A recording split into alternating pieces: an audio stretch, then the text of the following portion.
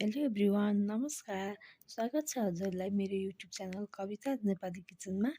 आज चाहिँ मैले घरमा नै एकदम छिटो र मिठो तरिकाले अन्डा चाउमिन कसरी बनाउने भनेर रेसिपी लिएर आएको छु। अब यसलाई बनाउन सुरु गरौँ है त। सुरुमा त एउटा भाँडोमा मैले पानी बसालेँ, अनि पानी बसालेपछि त्यसमा अलिकति नुन, थोरै तेल राखेँ। त्यो पानी अलिकति बोइल हुन थालेपछि मैले यसमा 1 प्याकेट जति नुडल्सको प्याकेट राखेँ। अनि त्यसपछि यसलाई बोइल हुन छोडिदिएँ। त्यति बेलासम्म मैले यता सब्जीहरू पनि काटेर रेडी गरिसकेँ। मैले यता क्याबेज, क्यारट, क्याप्सिकम अनि ग्रिन चिल्ली र स्प्रिङ अनियनहरू काटेर रेडी गरेँ। र यता चाउमिन बोइल भइसकेपछि त्यसलाई फेरि चिसो पानीले धोएर अलिकति तेल लाएर यता छुट्टै राखिदिएँ।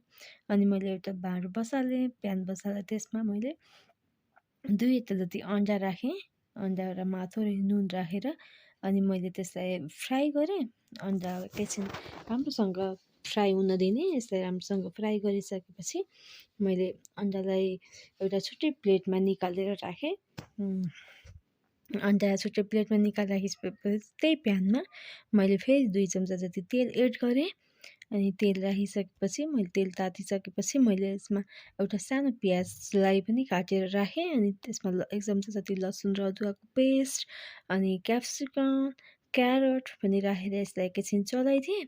अनि यसपछि मैले 2वटा हरियो खुर्सानीलाई पनि काटेर राखिदिएँ। अनि 1 बाउल जति मैले क्याबेज पनि काटेर राखेको थिएँ।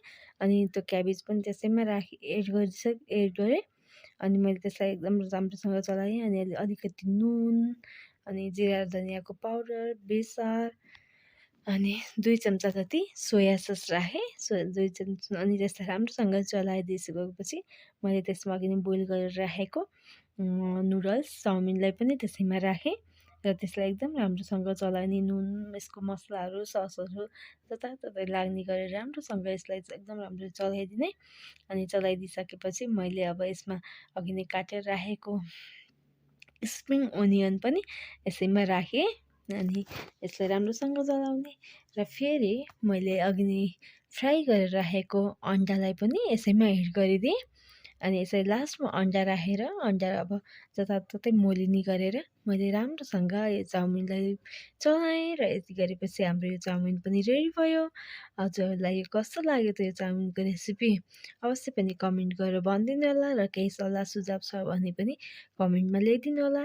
यसरी नै हजुरले चाउमिनलाई केचप या चटनीसँग पनि सर्भ गरेर खान सक्नुहुन्छ। हजुरलाई यो रेसिपी मन पर्यो भने प्लिज मेरो च्यानललाई लाइक, सेयर र सब्सक्राइब पनि गरिदिनु होला। धन्यवाद।